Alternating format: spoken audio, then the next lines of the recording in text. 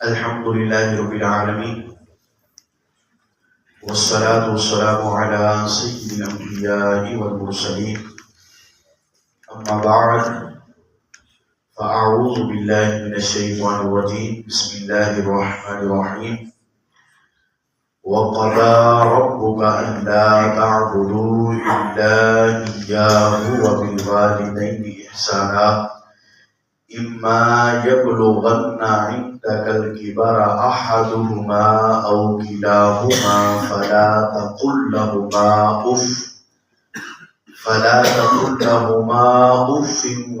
تنهرهما وقل لهما قولا كريما۔ حضرات محترم، ماہ رمضان مبارک کا بابرکت مہینہ جاری و ساری ہے، جس کا آج 15واں روزہ ہے۔ ہم درس قرآن روزانہ قرآن پاک کی ایک آیت کریمہ کا ترجمہ تفسیر سننے کی سعادت حاصل کرتے ہیں۔ اللہ رب العالمین نے ارشاد فرمایا، سورہ بنی اسرائیل ہے، پارہ نمبر 15 ہے اور اس کی آیت کریمہ 23 ہے۔ فرمایا وَقَضَىٰ رَبُّكَ، آپ کے رب نے فیصلہ فرما دیا ہے، اللہ تعبدوا الا ایاہ، کہ اس کے سوا کسی کی عبادت نہیں کرنی، وبالوالدین احسانا، اور والدین کے ساتھ اچھا سلوک کرو، اما یبلغن عندک، اور فرمایا اگر تیرے سامنے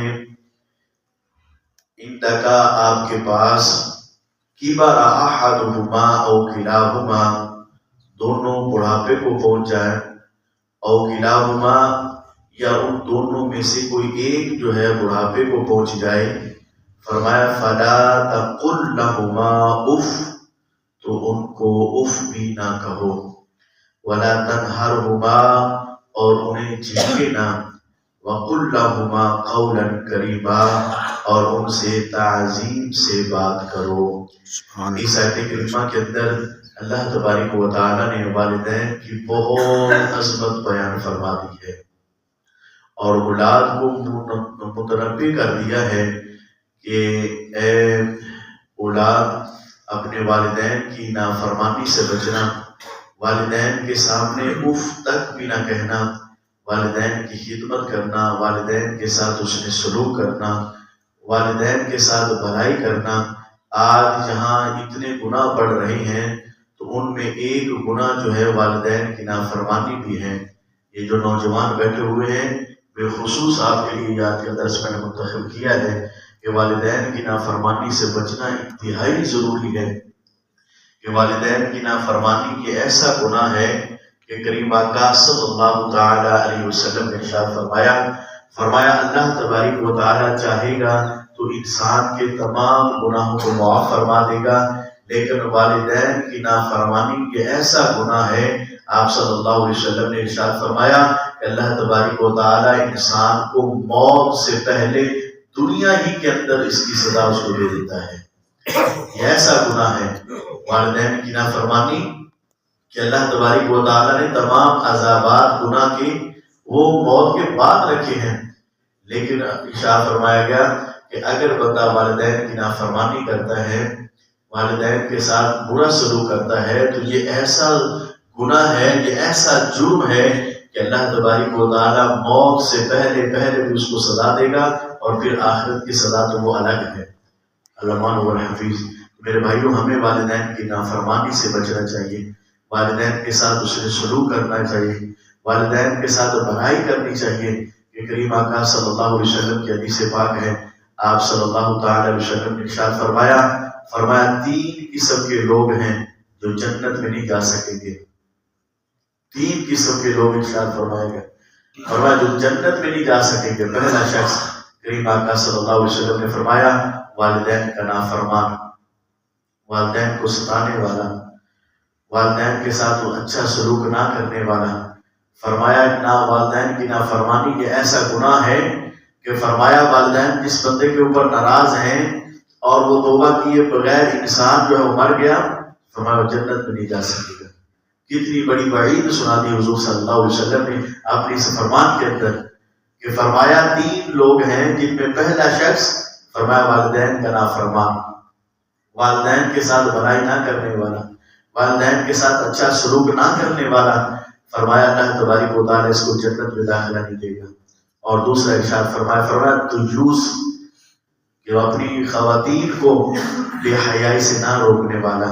آج یہ گناہ ہمارے معاشرے کے اندر بڑا عام ہو چکا ہے کہ ہم خواتین کو جو ہے بے حیائی سے نہیں روکتے، بے پردگی سے جو ہے وہ نہیں روکتے۔ میرے بھائیو، ہمیں جو ہے اسلام پردے کا درس دیتا ہے کہ اپنی خواتین کو کہو کہ جب بھی وہ گھروں سے باہر نکلے تو اپنے چہروں کو جو ہے اپنی چادر سے ڈھانپ لیا کرے۔ اسلام ہر موقع پر ہماری اصلاح فرماتا ہے۔ تو فرمایا تجوس، ایسا شخص کہ اپنی خواتین کو بے حیائی پر نہ روکنے والا، فرمایا اللہ تبارک و تعالیٰ اس کو بھی جنت میں داخلہ نہیں دے گا۔ اور تیسرا شخص حضور صلی اللہ علیہ وسلم نے ارشاد فرمایا مردوں کی طرح غازہ قطع کرنے والی عورت، مردوں کی طرح جو ہے وہ اپنے آپ کو سنوارنے والی وہ عورت، فرمایا اللہ تبارک و تعالیٰ اس کو بھی جنت میں داخلہ نہیں دے گا۔ یہ 3 قسم کے لوگ کریم آقا صلی اللہ علیہ وسلم نے فرمایا ہے۔ میرے بھائیو، والدین کی نافرمانی یہ ایسا گناہ ہے کہ فرمایا انسان اگر والدین کی نافرمانی کرتا ہے، والدین کے ساتھ اچھا سلوک نہیں کرتا، تو فرمایا اللہ تبارک و تعالیٰ اس کو جنت میں داخلہ نہیں دے گے۔ اور حضور علیہ السلام کی حدیث پاک ہے، مشکوٰۃ شریف کی حدیث پاک ہے، کریم آقا صلی اللہ علیہ وسلم کی بارگاہ میں ایک شخص حاضر ہوا، عرض کرتا ہے یا رسول اللہ صلی اللہ علیہ وسلم آپ کہاں کی تیاری کر رہے ہیں؟ آپ صلی اللہ علیہ وسلم نے ارشاد فرمایا ہم جہاد پہ جانے کی تیاری کر رہے ہیں، جنگ پہ جانے کی تیاری کر رہے ہیں۔ عرض کرتا ہے یا رسول اللہ صلی اللہ علیہ وسلم میں بھی جانا چاہتا ہوں۔ کریم آقا صلی اللہ علیہ وسلم نے ارشاد فرمایا کیا تمہارے والدین زندہ ہیں؟ کیا تمہاری ماں یا تمہارا باپ زندہ ہے؟ تو عرض کرتا ہے ہاں یا رسول اللہ صلی اللہ علیہ وسلم میری والدہ بوڑھی ہے، وہ زندہ ہے۔ تو کریم آقا صلی اللہ علیہ وسلم نے ارشاد فرمایا پھر تم جہاد پہ نہ جاؤ، اپنی ماں کی خدمت کو اپنے اوپر لازم کر لو، گھر چلے جاؤ اور اپنی ماں کی خدمت کرو، کیونکہ والدین کی خدمت ایسی ہے، فرمایا ماں کے قدموں کے تلے اللہ نے جنت کو رکھ دیا ہے۔ تو عرض کرتا ہے یا رسول اللہ جنگ پہ نہیں جانا، جہاد پہ نہیں جانا؟ فرمایا نہیں، تمہارا گھر کے اندر ہی جہاد ہے، تمہارا گھر کے اندر ہی جہاد ہے، گھر چلے جاؤ اپنی ماں کی خدمت کرو۔ اب دیکھیں عظیم نیکی ہے ایک جنگ کرنا، جہاد کرنا، کفار کے ساتھ جو ہے وہ لڑنا، کتنا بڑا اجر ہے اس کے اندر، لیکن حضور علیہ السلام نے روک دیا، فرمایا تو نہ جا، تو اپنی ماں کی خدمت کر، اپنے والدین کے ساتھ اس نے سلوک کر، ماں کی خدمت کر، فرمایا تیرا گھر کے اندر ہی جہاد ہے۔ تو اللہ رب العالمین نے ہمیں ہر موقع پر والدین کی خدمت کرنے کا ارشاد فرمایا ہے، اور یہاں پر بھی سورہ بنی اسرائیل کے اندر اللہ تبارک و تعالیٰ نے واضح الفاظ کے ساتھ ارشاد فرمایا وَقَضَىٰ رَبُّكَ أَلَّا تَعْبُدُوا إِلَّا إِيَّاهُ، فرمایا تمہارے رب نے فیصلہ فرما دیا ہے کہ اللہ کے سوا کسی کی عبادت نہ کرو، وَبِالْوَالِدَيْنِ إِحْسَانًا، اور اپنے والدین کے ساتھ اچھا سلوک کرو۔ اللہ کی بارگاہ میں دعا کرتے ہیں جو سنا اللہ پاک ہم سب کو عمل کی توفیق عطا فرمائے، آمین بجاہ نبی کریم صلی اللہ تعالی علیہ وسلم۔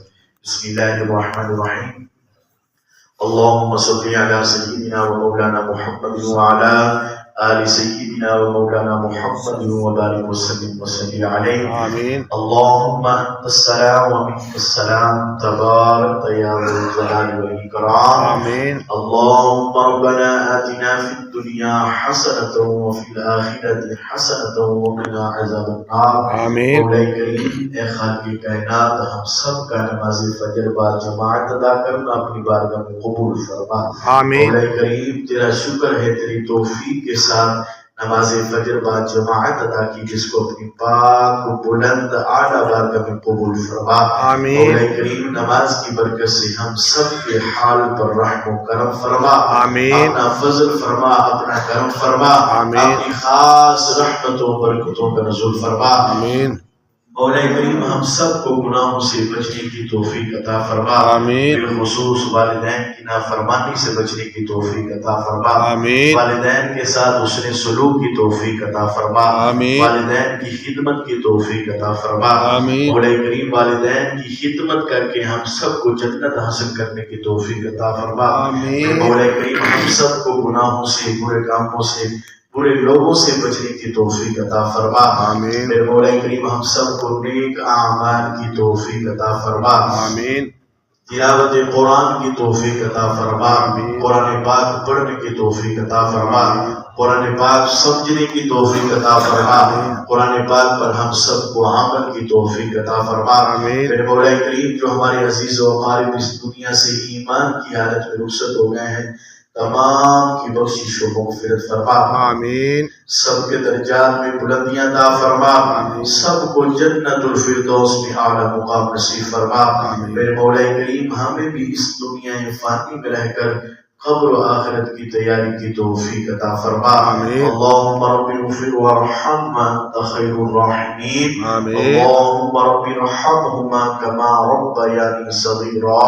صلی اللہ تعالی علی رسول خیر خلقہ محمد وعلى آله وصحابه أجمعين برحمتك يا أرحم الراحمين.